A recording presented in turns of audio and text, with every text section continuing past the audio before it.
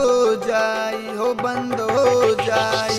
Curfew लगल धनी हो पूरा टाउन में, कैसे जाई बाबा धाम सुना हो लॉकडाउन में। कैसे जाई हो बाबा धाम सुना हो लॉकडाउन में। कैसे जाई बाबा धाम सुना हो लॉकडाउन में। बोलो बोलो शंकर भगवान की।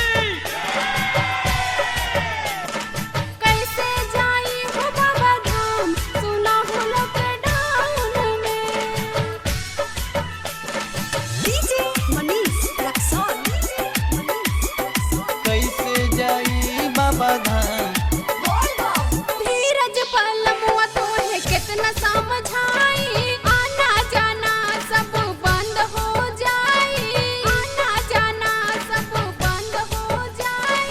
धीरज पलमुआ तोहे कितना समझाई, आना जाना सब बंद हो जाई। सुल्तानगंज से धनी जलवा उठैया, बोलबम बोलत देवघर चली जइहा। देवघर चली जइहा, देवघर चली जइहा। कर्फ्यू लगल धनी हो पूरा टाउन में, कैसे जाई बाबा धाम सुना हो लॉकडाउन